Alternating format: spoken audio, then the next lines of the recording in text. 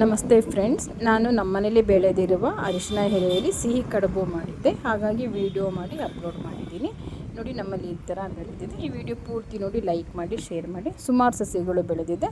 ಅದರಲ್ಲಿ ನಾನು ಸ್ವಲ್ಪ ಎಲೆಗಳನ್ನ ಒಂದು 5-6 ಎಲೆಗಳನ್ನ ಕಟ್ ಮಾಡಿ ಸಿಹಿ ಕಡುಬು ಮಾಡಿದ್ದೀನಿ. ತುಂಬ ಚೆನ್ನಾಗಿರ್ತದೆ. ಇದನ್ನು ಬೇಕಿದ್ರೆ ತುಪ್ಪ ಕಾಯಿಸುವಾಗ್ಲೂ ಉಪಯೋಗಿಸ್ಕೋಬೋದು. ಈ ಅರಿಶಿನ ಎಲೆನ ತುಂಬ ಚೆನ್ನಾಗಿ ತುಪ್ಪ ಬರ್ತದೆ. ನಾನು ಒಂದು ಪಾತ್ರೆಗೆ ಒಂದು ಸ್ವಲ್ಪ ಅಕ್ಕಿ ಹಿಟ್ಟು ಕದರಿಬಿಟ್ಟು ಉಪ್ಪು ಹಾಕಿ ಸ್ವಲ್ಪ ನೀರು ಹಾಕಿ ಈ ಥರ ಕುದಿಯೋಕ್ಕೆ ಬಿಟ್ಟಿದ್ದೆ. ಕುದ್ದಿದ ನಂತರ ಒಂದು ಸ್ವಲ್ಪ ಅಕ್ಕಿ ಹಿಟ್ಟು ಹಾಕಿದ್ದೀನಿ. ಈ ಥರ ಅಕ್ಕಿ ಹಿಟ್ಟು ಹಾಕಿ ಮಿಕ್ಸ್ ಮಾಡ್ಕೋಬೇಕು. ಸ್ವಲ್ಪ ತೆಳುಗೇನೆ ಮುದ್ದೆ ಥರ ಇರಲಿ, ಗಟ್ಟಿಯಾದರೆ ಚೆನ್ನಾಗಿರೋಲ್ಲ, ಆ ಎಲೆಯಲ್ಲಿ ತಟ್ಟಕ್ಕೆ ಬರೋದಿಲ್ಲ. ಹಾಗಾಗಿ ಸ್ವಲ್ಪ ಮೀಡಿಯಮ್ ಆಗಿಯೇ ಸ್ಮೂತಾಗಿದ್ದರೆ ಸಾಕು. ಇದು ತುಂಬ ತೆಳುಗಿದ್ರೆ ಸಾಕು, ಚೆನ್ನಾಗಿ ಬರ್ತದೆ. ಇದಕ್ಕೆ ಬೇಕಾಗಿರೋದು ಕಾಯಿ ತುರಿ, ಸ್ವಲ್ಪ ಬೆಲ್ಲ, ಏಲಕ್ಕಿ ಪುಡಿ, ಇಷ್ಟೇ ಸಾಕು. ಇದಕ್ಕೆ ಅದನ್ನು ಹೂರ್ಣ ಥರ ಮಾಡ್ಕೊಳ್ಳೋದು. ನೋಡಿ, ಈ ಮೆಥಡಲ್ಲಿ ನಾನು ಮಾಡ್ಕೊಂಡಿದ್ದೀನಿ. ಈ ಮೆಥಡಲ್ಲಿ ಮಾಡಿಕೊಂಡ್ರೆ ಸಾಕು. ಇಷ್ಟು ಹದದಲ್ಲಿದ್ದರೆ ಸಾಕು, ಅದು ಎಲೆಯಲ್ಲಿ ತಟ್ಟಕ್ಕೆ ಬರ್ತದೆ.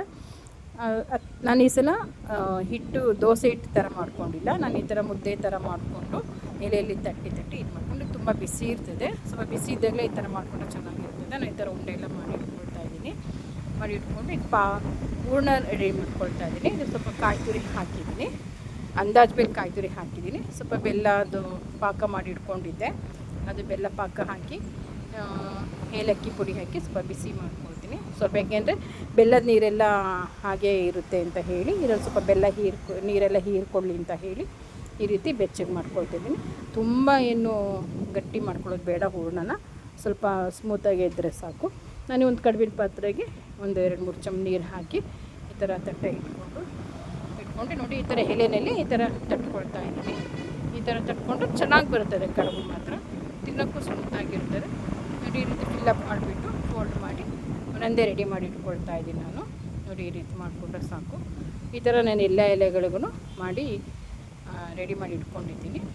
ನೋಡಿ, ಬೇಗ ಆಗುತ್ತೆ ಇದರಲ್ಲಿ ಮಾಡಿದ್ರೆ. ಹಿಟ್ಟಾದ್ರೆ ಸ್ವಲ್ಪ ಲೇಟ್ ಆಗ್ಬೋದೇನೋ, ಇದರ ಇನ್ನೂ ಬೇಗ ಆಗುತ್ತೆ. ನೋಡಿ, ಈ ರೀತಿ ರೆಡಿ ಮಾಡಿ ಇಟ್ಕೊಂಡು ಕಡುಬಿನ ಪಾತ್ರೆಯಲ್ಲಿ ಇಟ್ಟು ಒಂದೊಂದೇ ಇಟ್ಬಿಟ್ಟು ಫೋಲ್ಡ್ ಎಲ್ಲ ಮಾಡಿ ಒಂದು 30 ನಿಮಿಷ ಬೇಯಿಸ್ತೀನಿ. ನೋಡಿ, ಬೇಯಿಸಿದಾಗ ಎಷ್ಟು ಅಡುಗೆ ಮನೆ ಫುಲ್ ಪರಿಮಳ ಬರ್ತಾ ಇರ್ತದೆ, ಅಷ್ಟು ಚೆನ್ನಾಗಿರ್ತದೆ.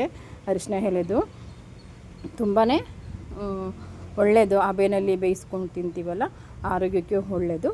ಈ ಥರ ನೀವು ಒಂದು ಸಲ ಮಾಡ್ಕೊಳ್ಳಿ. ನಾನು ಮಾಡಿರೋ ಮೆಥಡಲ್ಲಿ. ಸಾಮಾನ್ಯ ಮಲೆನಾಡಲ್ಲಿ ಇದನ್ನೆಲ್ಲ ಮಾಡ್ತಾ ಇರ್ತಾರೆ. ನೋಡಿ, ನಾನು ಇದು ಚೀನಿಕಾಯಿನಲ್ಲೂ ಮಾಡ್ಬೋದು. ನೋಡಿ ಎಷ್ಟು ಚೆನ್ನಾಗಿ ಬಂದಿದೆ ಅಂತ ಹೇಳಿ. ನೋಡಿ, ಈ ರೀತಿ ತುಂಬ ಬಿಸಿ ಇದೆ, ಮುಟ್ಟಕ್ಕಾಗ್ತಾ ಇಲ್ಲ. ನಾನು ನಿಮಗೆ ತೋರ್ಸೋಕ್ಕೋಸ್ಕರ ನಾನು ಓಪನ್ ಮಾಡಿ ತೋರಿಸ್ತಾ ಇದ್ದೀನಿ. ಆರಕ್ಕೆ ಬಿಟ್ಟಿಲ್ಲ ಇನ್ನೂ. ನೋಡಿ, ಈ ರೀತಿ ಬರ್ತದೆ. ತುಂಬ ಚೆನ್ನಾಗಿ. ಇದಕ್ಕೆ ತುಪ್ಪ ಹಾಕ್ಕೊಂಡು ತಿನ್ಬೋದು, ಹಾಗೆಯೇ ತಿನ್ಬೋದು, ಅವ್ರವ್ರ ಇಷ್ಟ. ಬಟ್ ತುಂಬ ಚೆನ್ನಾಗಿರ್ತದೆ. ಈ ವಿಡಿಯೋ ನೋಡಿ, ಲೈಕ್ ಮಾಡಿ, ಶೇರ್ ಮಾಡಿದ್ದಕ್ಕೆ ತುಂಬ ಥ್ಯಾಂಕ್ ಯು.